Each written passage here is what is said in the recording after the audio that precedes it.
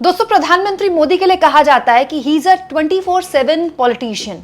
मतलब प्रधानमंत्री साल के 365 दिन 24/7 हमेशा एक चुनावी मोड में रहते हैं, एक खांटी राजनीतिज्ञ, इसमें कोई दो राय नहीं है। दोस्तों, मोदी जिस तरह से अपनी बात लोगों तक पहुंचाते हैं, आप उससे इत्तेफाक रखें या ना रखें, आप उसे पसंद करें ना करें, वो स्किल उनमें है जो आज के दौर में बहुत कम राजनेताओं में है।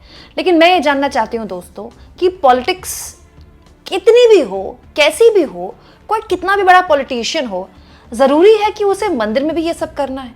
दोस्तों, आज प्रधानमंत्री मोदी ने वो किया है जिसकी उम्मीद मुझे बिल्कुल भी नहीं थी, और मुझे सुनकर भी बड़ी हैरानी हुई कि मोदी जी ऐसा कैसे कर सकते हैं।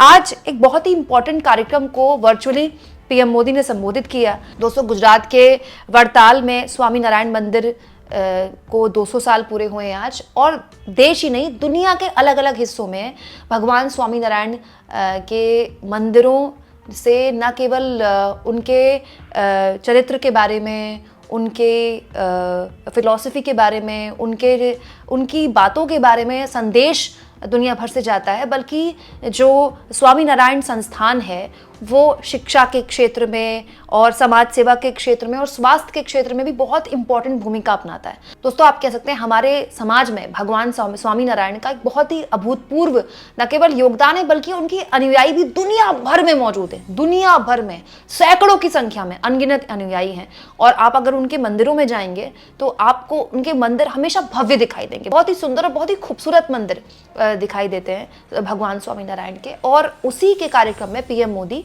आज अपनी मौजूदगी दर्ज करा रहे थे।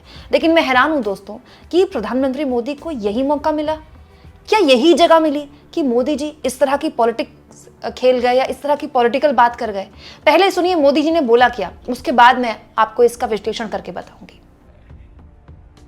विकसित भारत के लिए हमारी एकता, देश की अखंडता, वो भी बहुत जरूरी है।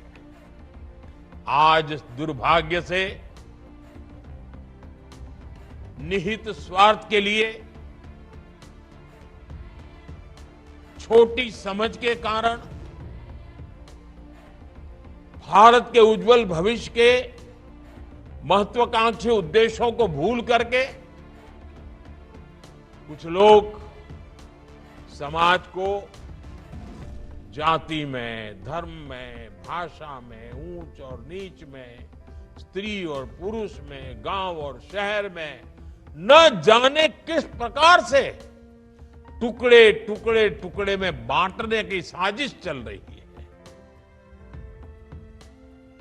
जरूरी है कि देश विरोधियों की इस चेष्टा को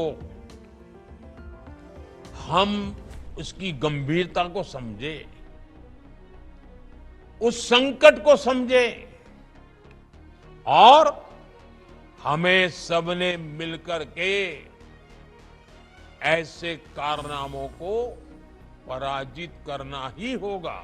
दोस्तों, प्रधानमंत्री मोदी एक मंदिर के कार्यक्रम में थे, वो मंदिर जिसको 200 साल पूरे हो चुके थे। ठीक है, महाराष्ट्र में चुनाव है, झारखंड में चुनाव है, और मोदी जी अर्बन नक्सल जैसे मुद्दों पर चुनाव लड़ रहे हैं, या फिर जातिगत जनगणना के विरोध में एक है तो सेफ है वाले नारे के साथ चुनाव लड़ रहे हैं। लेकिन क्या यही जगह थी जहां पर मोदी जी इस तरह की बात करना चाहते हैं?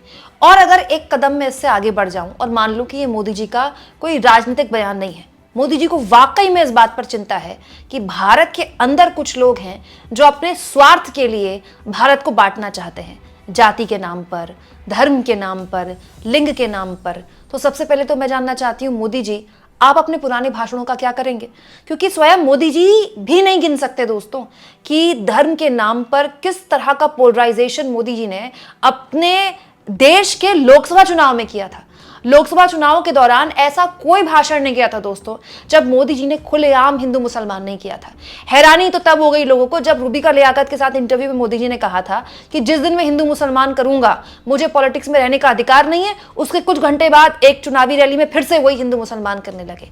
मंगलसूत्र से शुरू हुए थे, भैंस पर आए और अंत में मुजरे पर आकर रुक गए। घुसपैठी और कैसे कैसे शब्दों का मोदी जी ने इस्तेमाल नहीं किया।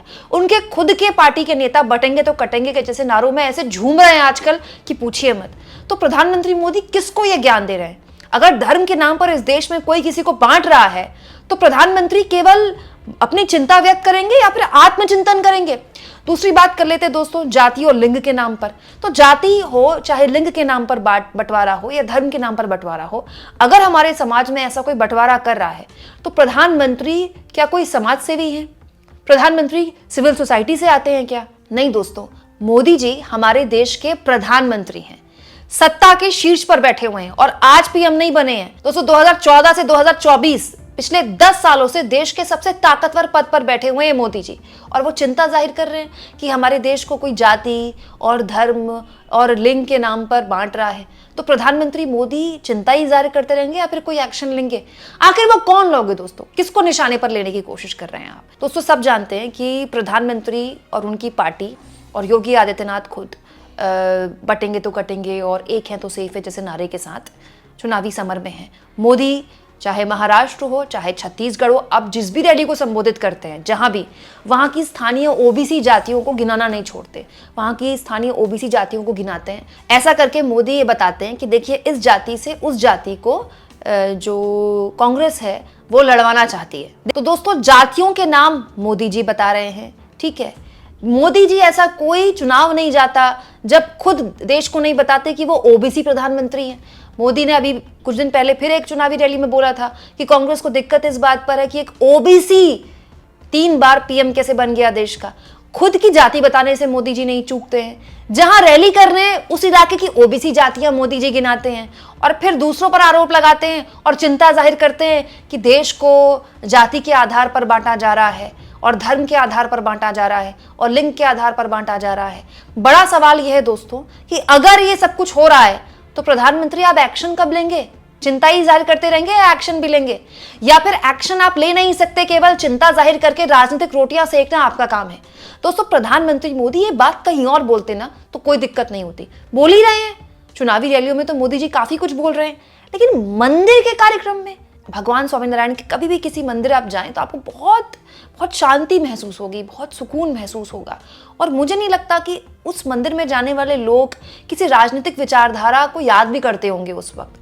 दोस्तों हम सब जब किसी भी धार्मिक स्थल पर जाते हैं, चाहे वो किसी गिरजाघर में जा रहे हो, किसी गुरुद्वारे में जा रहे हो, मस्जिद में जा रहे हो या मंदिर में जा रहे हो, तो हमारे अंदर की जो भी विचार हैं, चाहे हमारी कोई भी वैचारिक प्रतिबद्धता है, हम उस जगह में जाकर इबादत करते हैं, पूजा करते हैं, क्योंकि हमारे अंदर प्रभु को लेकर आराधना होती है, आस्था होती है। हम उस जगह के जरिए अपने प्रभु से, अपने ईश्वर से जुड़ते हैं।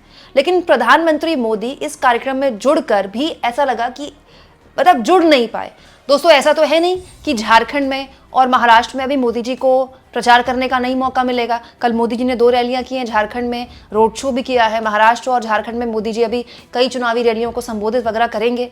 तो ऐसे तो बहुत मौके आते जब मोदी जी राजनीतिक बातें करते। राजनीतिक माहौल है ही देश में। दोस्तों मैं तो मोदी जी की नीयत को अब भी सही मानती हूँ। हो सकता है कि प्रधानमंत्री के तौर पर उनके मन में वाकई में चिंता होती हो कि देश में धर्म, जाति और लिंग के आधार पर देश के समाज को बांटा जा रहा है, लेकिन चिंता जाहिर करने से क्या होगा? मोदी जी जिस पद पर बैठे हुए हैं वहां पर तो उनको एक्शन लेना चाहिए। और अगर आप एक्शन नहीं ले सकते और केवल चिंता ही जाहिर कर रहे हैं तो फिर ये तो आपकी मजबूरी ही मानी जाएगी या फिर राजनीति। लेकिन क्या ये मौका सही था इस तरह की बात करने का? कमेंट बॉक्स में जरूर लिखें और जितना हो सके दोस्तों चैनल को शेयर करें, सब्सक्राइब करें और थैंक्स और ज्वाइन के ऑप्शन से अगर आप चाहें तो कुछ आर्थिक मदद भी चैनल की जरूर करें।